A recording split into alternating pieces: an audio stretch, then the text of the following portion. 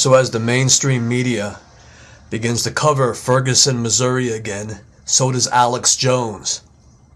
So we got Alex Jones playing Captain Ebola for a month or two, and now we're back on the Ferguson, Missouri situation because the police are about ready to announce whether or not they're going to charge that cop with any crime due to his killing Michael Brown. So since the start of this Michael Brown Ferguson Riot coverage, Infowars has not done any investigative reporting.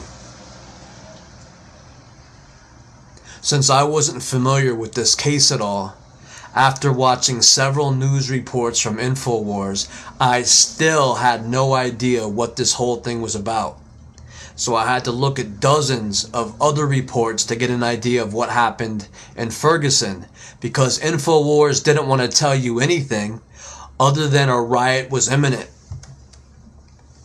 So if I personally decided to quote-unquote cover the Ferguson protests and take the trouble of going all the way down to Ferguson, Missouri, you'd better believe that I'll go down to that neighborhood where Michael Brown was killed and interview everyone I could and ask them some tough questions. Otherwise, I am not providing any new information, and I'm just basically parroting what the mainstream media says by offering companion pieces. Then nobody learns anything new and nothing is realized or accomplished. If I wasn't sure who was in the right, then I'll try to remain as objective as possible in my reports by reporting both sides of the incident until something became clear. While interviewing witnesses, I'd also ask the Ferguson community questions like, what would they see as a fair solution to this all? If that solution is not met, how would a riot affect the community? If a riot took place, would it help the cause or make the police look like peacekeepers and the community like rioters? And could it be the establishment is trying to stop a free protest and attempting to provoke a violent reaction to make the movement look bad? If Infowars is going to compare Ferguson to the Rodney King riots, which is a dangerous thing to do, why don't they do a report on that? The Rodney King riots and the outcome. After all, when a riot takes place, it's mostly the small businesses in the area which suffers and not the cops. For the most part, cops don't own any stores. Cops aren't shopkeepers and barbers and nail salon owners because their job is police officer.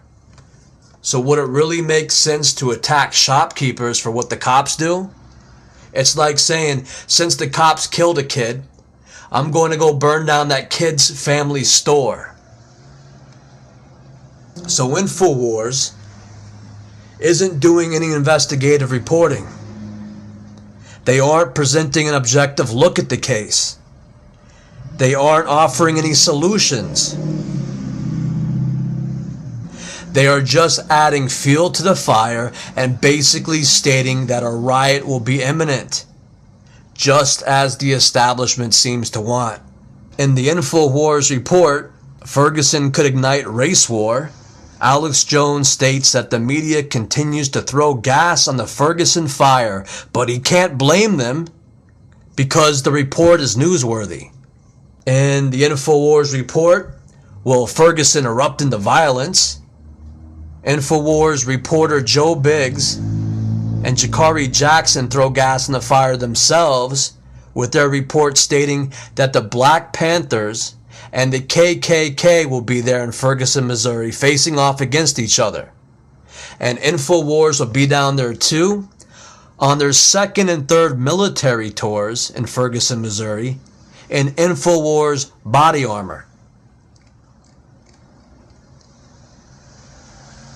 In the Infowars report, Ferguson, calm before the storm. Jakari Jackson reports that the police chief states that if Officer Wilson is cleared of all charges, he will return to active duty on the street. Jakari Jackson states that harm may come to that cop if he does. So for his own protection, that cop should stay on desk duty. So I guess Jakari doesn't seem to understand that maybe for the public's protection, the cop should stay on desk duty, because after all, it was the cop who killed a civilian and not the other way around. And this may be part of the public outrage, which is the police and the establishment not knowing how to find a balanced solution. Anyway, in this report, Infowars goes on to show all the boarded up stores who are expecting a riot when the results are announced. But then Infowars goes on to state that no matter what the decision is, there is still probably going to be a riot. Possibly even a joy riot. Because in their next report, called Fear of Ferguson Riots Feel 300% Increase in Gun Sales, Infowars reports from inside a gun store. And reporter Joe Biggs and the owner of the gun store state that even if a cop is indicted for their killing of Michael Brown, the people still will riot in pleasure with the government. So no matter what, according to Joe Biggs and Infowars, there will be a riot most likely. Then Joe Biggs goes on to state that he heard that the Ferguson riot is going to be worse than the Rodney King riots. So in case you don't get it, this is Infowars participating in predictive programming along with the rest of the mainstream media. Let's all just hope it doesn't work, because they are trying their best to instill the programming that there will be a riot in Ferguson, Missouri, no matter what. So everyone at Infowars keeps on stating that they are receiving messages from sources stating that there is going to be a riot. Their sources, as previously admitted by Alex Jones, is the military and the CIA. He calls them top brass and the Pentagon. So once again, this is Alex Jones and the Infowars squad participating in predictive programming, and along with the media, attempting to provoke a riot instead of a peaceful protest. So I didn't have a lot of time to go looking into this, to be honest with you.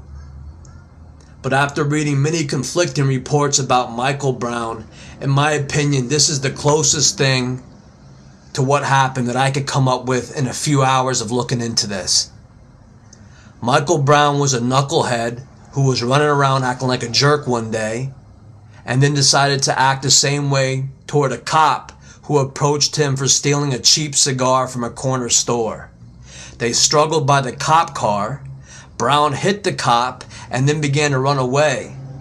When the cop ran after him and started shooting at him, Brown turned around, put his hands up in the air, but the cop continued firing, killing Michael Brown. After all this, the cop should be taken from active duty and reassigned somewhere else. Anything else is a recipe for more problems resulting from this incident.